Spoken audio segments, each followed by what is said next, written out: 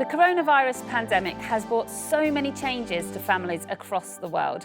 Today on The Mum Show, we are talking about parenting in a pandemic and rebuilding life after lockdown.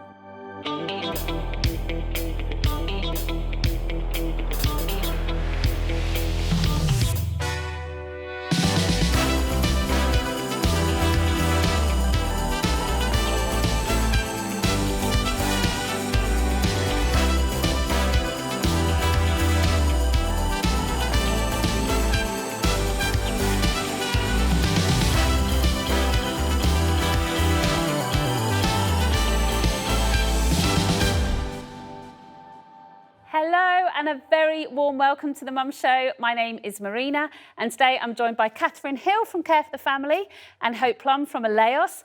And today we're going to have a little bit of a catch up after having gone through a crazy experience of being in a global pandemic.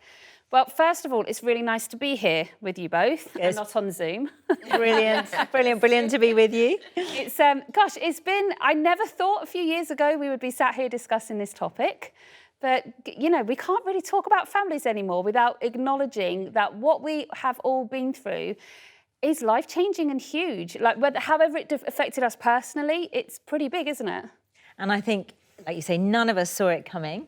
I think if it's taught us anything, it's taught us maybe something we've already discovered as mums, that actually life is outside our control. We can't plan. We're not in control. We like to think we are.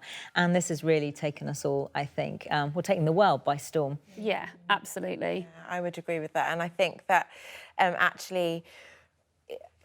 maybe for a lot of us, we were going through the motions maybe a little bit, with our day-to-day routine and things that we did weekly, and then all of a sudden that came to a sudden halt, and you just suddenly got the feeling nothing's guaranteed, is it? Like we're all just at the mercy of this virus. So, yeah, I think there's definitely lessons to have been learnt, hopefully, in the last few months. Yeah, I think it's an interesting thing, isn't it? Because it's ever-changing. I mean, we can have one conversation in the morning and we have new information by the afternoon, and things are, our experiences are as different as the news we understand on a daily basis. And I just, I can't help but wonder what those big changes and uncertainties have for parents, have for families, have for small children, because it is all of a sudden a lot of people, building kind of solid lives and knowing what you're expecting, knowing what a year's going to hold, to suddenly have everything on hold so much and not quite clear what's happening. It's going to have a big deal, I think, particularly on people's mental health. I think that's really true. I've heard it said that it's a bit like we've put a magnifying glass on family life, and the bad stuff is just even worse. And the good stuff, there is some good stuff that has been strengthened, but it's affected us all financially, emotionally, our mental well-being, our children's education, being able to see family and friends, many people being bereaved. I mean, it's across the board, and it's the poorest and the most vulnerable families that have suffered the most. But everybody has been affected. Yeah, absolutely. It's a very difficult thing for us to talk from. We really only know it from our own position, don't we? Because there are so many experiences that will have gone on and that will have affected people. I've heard so many people say to me, it's been brilliant. We were all together, it was okay, everyone was safe. We've had really needed family time that we probably wouldn't have taken otherwise. And, my children have flourished because of it.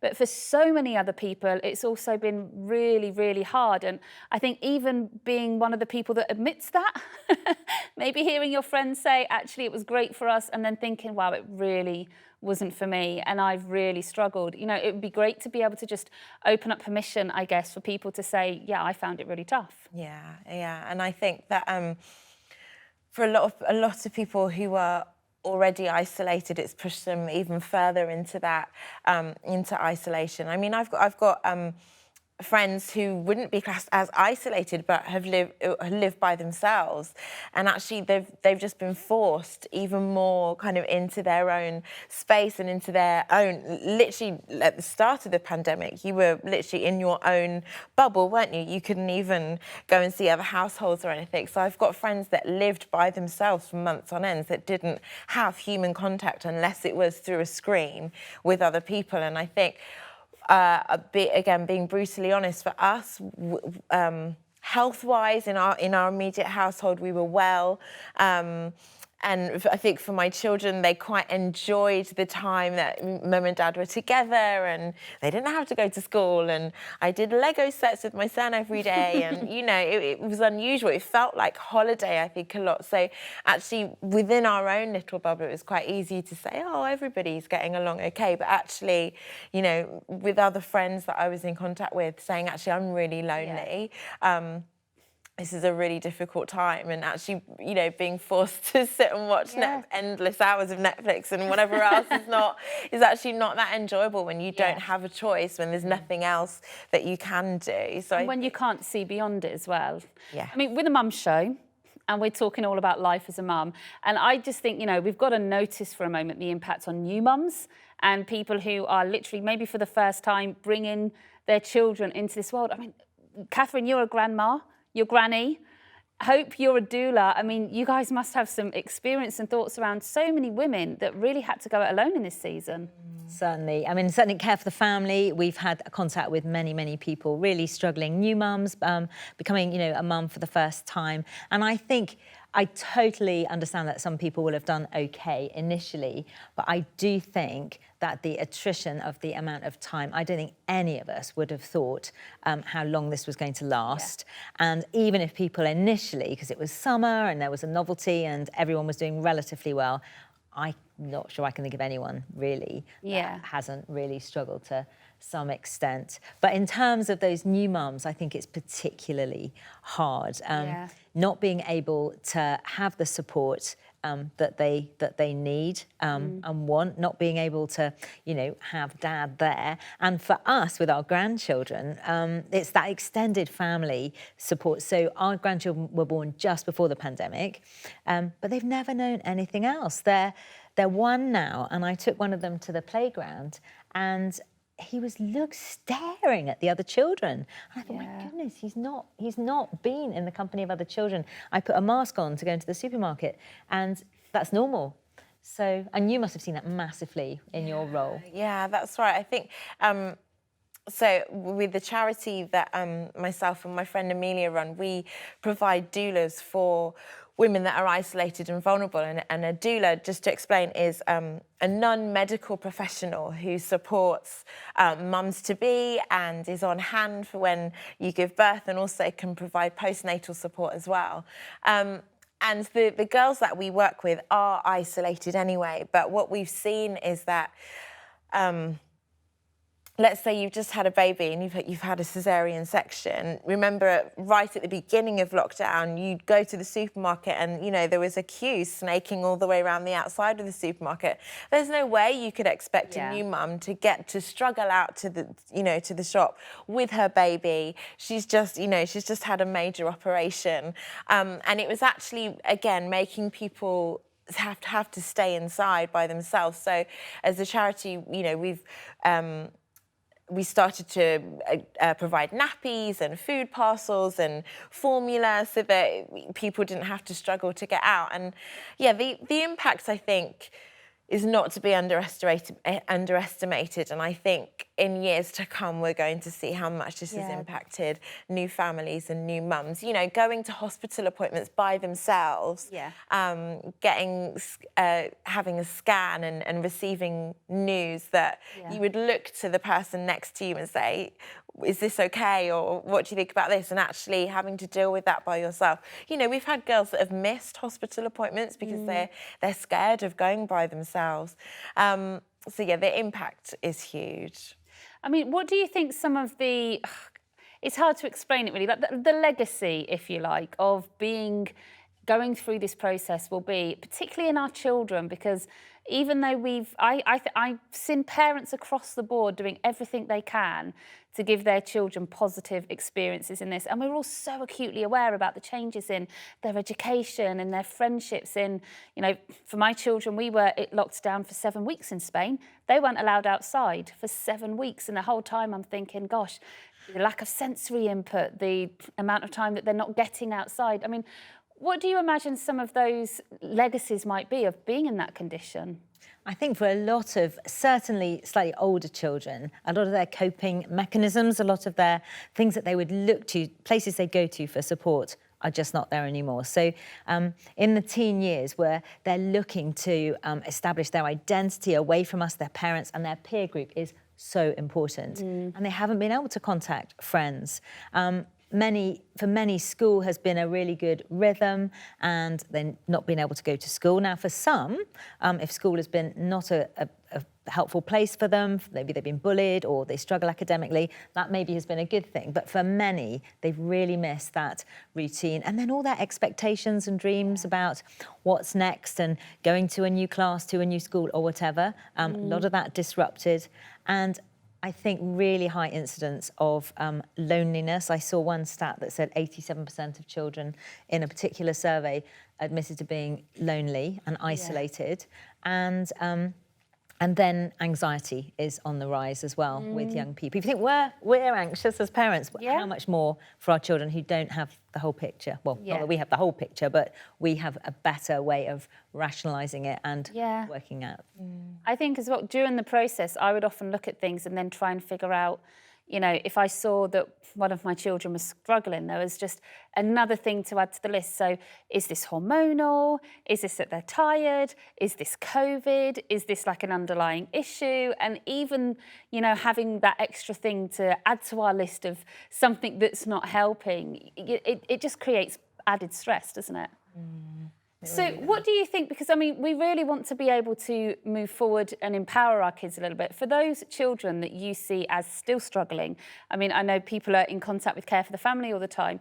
You know, what is some of the advice that we can give to people if they want to be able to move on positively, particularly in this area of kind of mental health and, you know, anxieties, stress, maybe, you know, negative thought patterns, that kind of thing?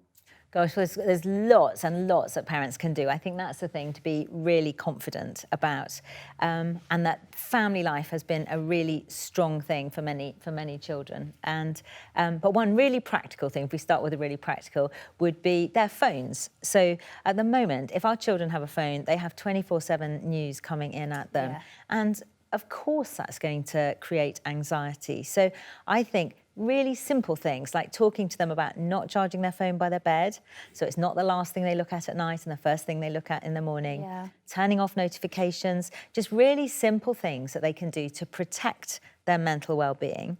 And then when we can talk about things that are happening on the world stage with them and their anxiety, then we can do that in a better place where they're not just being bombarded. So that would be one practical thing, I would say. Yeah. Catherine, don't stop, please. I'm just taking all this in, thinking, yes, I need to do that. Well, one I'd say for younger children, a great thing we often suggest is to get a shoebox and get them to decorate it, cut a hole in the top, and then they write down the things that they're worried about, whatever it might be.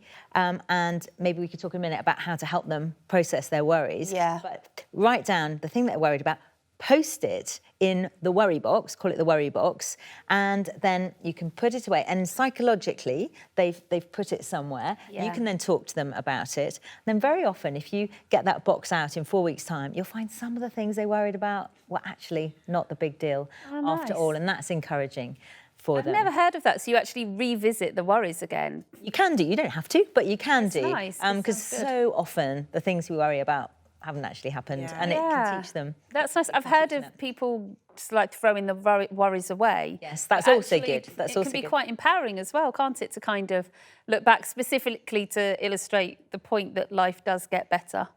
That things do change. I found my children, my youngest especially, played around COVID a lot. So my youngest would build Lego ambulances, or he'd build kind of like worlds where people would catch COVID. And even since then, since we've been in the midst of when things were so unknown that, you know, it seemed big and scary, they've processed a lot through play. And the more that I join them in that play, the more we're able to just kind of build like a confident narrative around things are difficult, but this is what's positive and this is how we can move on. And my daughter, she sounds awful, but she made, of the horror genre, a film. It was like an apocalyptic end of the world kind of film that she made with her friend. And they did it all via Zoom. They did it all remotely. It was incredible. It was absolutely brilliant. But just really processing so many themes of isolation, of loneliness, of not seeing people, of the idea that COVID's broken out and now everybody needs to hide in their homes. And, you know, they did things where people were stockpiling and all that stuff that would have felt so unnatural because from their eyes, grown-ups are in control. Grown-ups have got things covered and all of a sudden grown-ups are not behaving in control. It just seemed like the way that they could process things through play and through creativity and storytelling has just really been a positive thing. Yeah. And I think taking time to do that, and when, you know, if we're trying to do working from home, I think one of the things at Care for the Family that we've had the most calls about, most people asking for help is, how do you do it? How do you work from home when your children are being sent home because they have to isolate? Maybe we are in lockdown, whatever the situation is, and you've just got this kitchen table and everybody is trying to do everything from it. So we're trying to run our social lives, we're trying to, you know, do our work, school. Yeah. I mean, everything is in this small space. So no wonder it's really hard. So then to actually ask parents to step up, that's asking a lot. But we need to just give our children time, I think, to help them talk about their fears, because sometimes we can de-escalate that by, you know, I remember talking to someone and their child was really anxious that the granny was going to get ill, was going to get COVID and would die, because she'd seen on the news that a lot of older people were most badly affected. Yeah. And so the mum was able to sit her down as she talked about it, and she could just say, do you know, people will look after Granny if she is ill, but she's washing her hands, she's wearing a mask, she's isolating, and just kind of bring down some of the angst over the stuff that we can control. Yeah, absolutely, absolutely. So I had quite a wonderful lockdown, not really, but it was rather intense. And my daughter Lilia decided that she would create a little video for us to watch, telling us a little bit about what lockdown was like for her. So let me introduce you to my daughter Lilia. Hello, I'm Lilia Magdalena, and I spent 7 weeks in my apartment not being able to go out once. At first it felt really annoying because I couldn't see anybody and I really like seeing people. I stayed in touch with people by using WhatsApp and Zoom.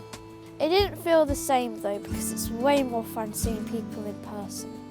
It felt really stressful, and when I felt stressed I would go, I hate Corona, all day long. To occupy myself, I would make clothes for my hamsters, hide the hamsters, and clean out the hamsters.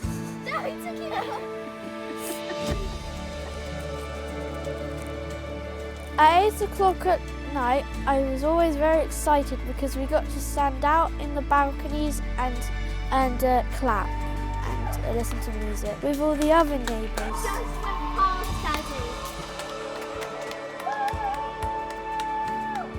I liked it because it felt like I was with people. We were worried about my brother's birthday because we couldn't get any presents for him and we couldn't go out. But it was really good because we all stood out and sung happy birthday to him.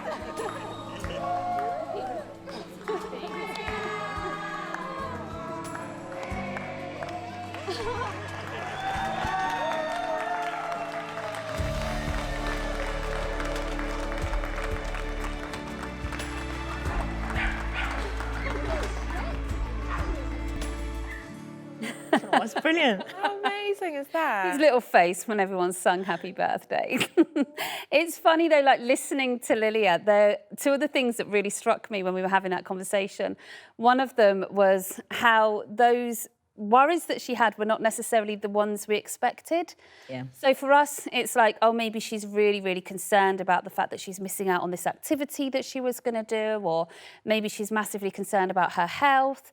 But actually, she was really concerned about her brother's birthday. You know, how do we still have this special moment? And it's like you were saying, you know, we do need to find out so that we can start to address those anxieties, because often their anxieties are just not going to be the same as ours, are they? That's so true. And I think in terms of going back to school, a lot of them were worried about, how they were going to do lunchtime or those kind of things. And they weren't the things that, like catching up with your education or something. Yeah.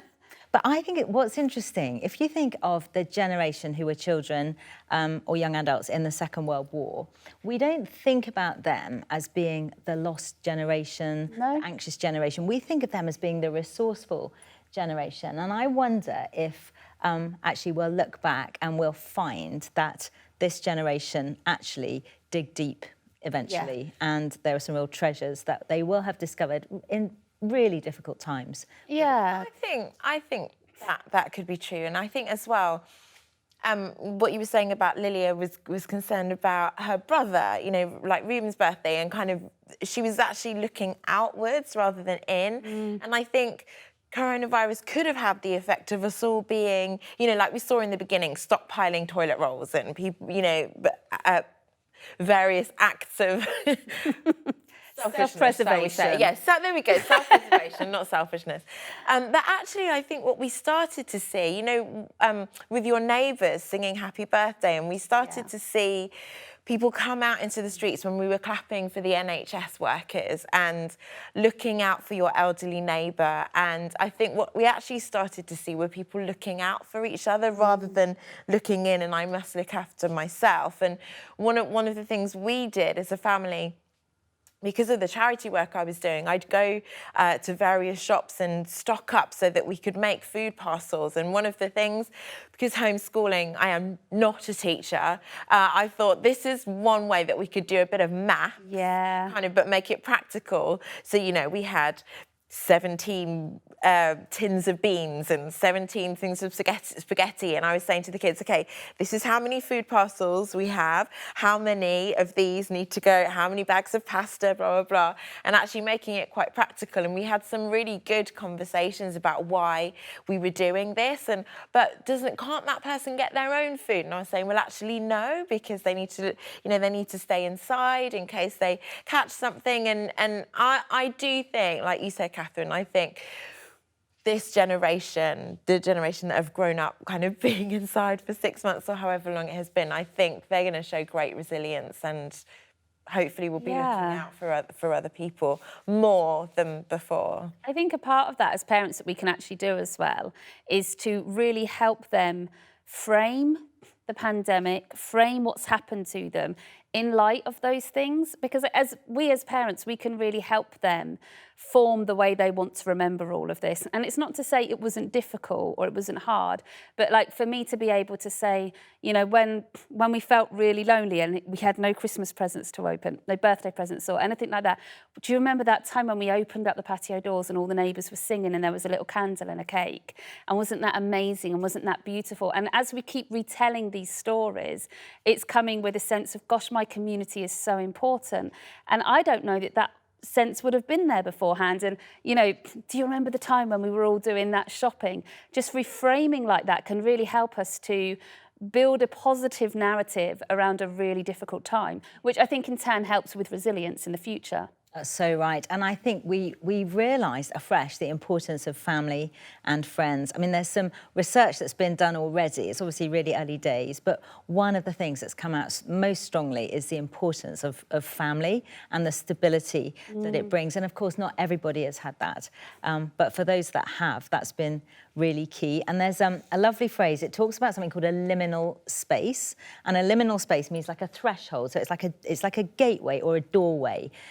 It's a place in between one place and the next, between one season and the next. And I think the time we're in at the moment is a bit like that liminal space in that, there still may be really tough times to come, but we have been through tough times, there's no doubt. And we really hope and pray that things will get better.